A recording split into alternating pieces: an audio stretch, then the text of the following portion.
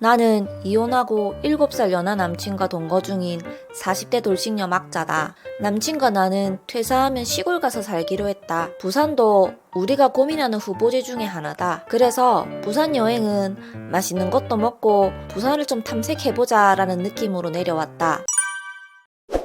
엔터테인먼트의 도시 부산은 마침 지스타 기간이었다. 코스프레를 하고 다니는 사람들의 열정에 구경만 했는데도 나도 덩달아 재미있었다. 그리고 선물도 제법 챙겼다. 하지만 사람이 많아 너무 기가 많이 빨렸기 때문에 우리는 체력 보충을 하기로 했다.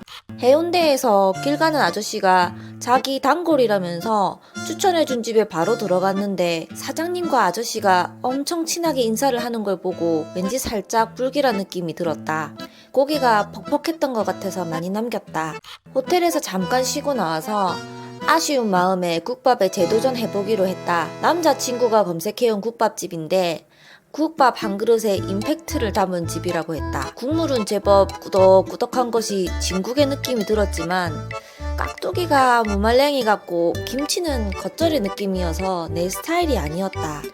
부산에 들어오면 젓갈 들어간 시원하고 쿰쿰한 김치를 맛볼 수 있을 줄 알았는데 외롭다. 엄마 보고 싶다. 그 다음날 오전 아쉬운 마음에 마지막으로 밀양 돼지국밥에 도전하기로 했다. 그렇다. 남자친구와 나는 맛있는 것에 집착하는 사람들이다. 맛이 없는 음식을 먹으면 왠지 외롭고 쓸쓸해지고 맛있는 음식은 매일 먹을 수 있으며 만족하지 않는다면 똑같은 메뉴를 3번 연속 시도해도 더 맛있는 집을 찾아서 먹을 수 있는 그런 특성을 공유하고 있다. 밀양 돼지국밥집은 외지에서 온 관광객 대상으로 장사하는 느낌이라서 살짝 걱정했었는데 다행히도 국물도 진국이고 깍두기는 보통이었지만 김치는 꽤 입에 맞았다. 콩콩하게 젓갈향이 묻어 나오는 것이 아주 마음에 들었다. 만족스러운 마음으로 다음 퀘스트에 도전한다.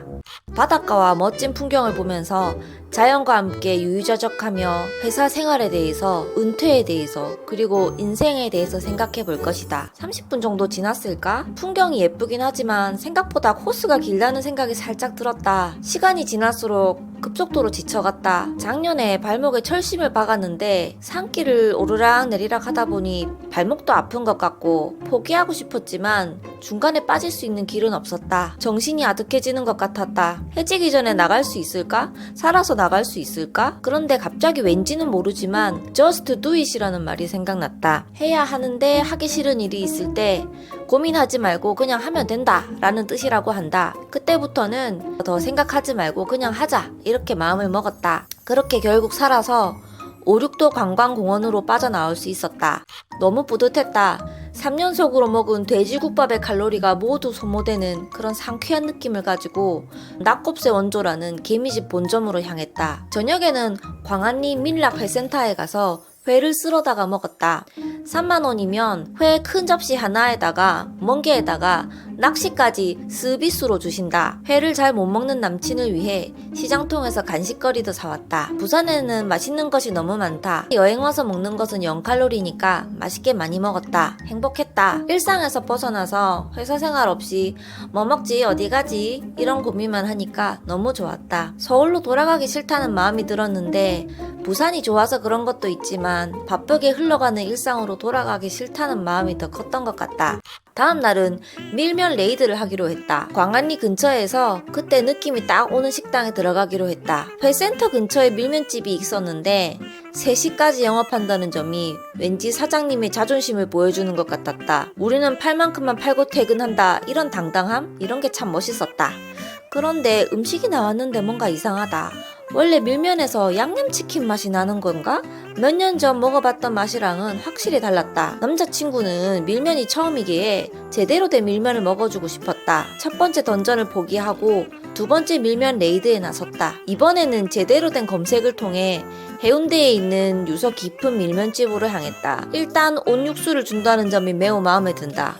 근데 이건 역시 맛이 있는 것 같기도 없는 것 같기도 내 입맛이 변한 건지 내 기억이 잘못된 건지 이 밀면 맛도 내가 먹었던 그 맛이 아니라는 생각에 너무 안타까웠다. 마지막 3차 도전, 해운대 메인 거리로 돌아왔다. 이곳이 아니면 포기한다라는 마음으로 돌아갔지만 남자친구의 표정이 영 좋지 않았다. 결국 반 이상을 남긴 채 돌아설 수밖에 없었다. 밀면은 실패했지만 우리에겐 남은 시간이 너무 많았다. 어디 가서 시간을 때울까 하다가 세계에서 제일 높은 스타벅스가 근처에 있다는 정보를 검색해서 찾아냈다.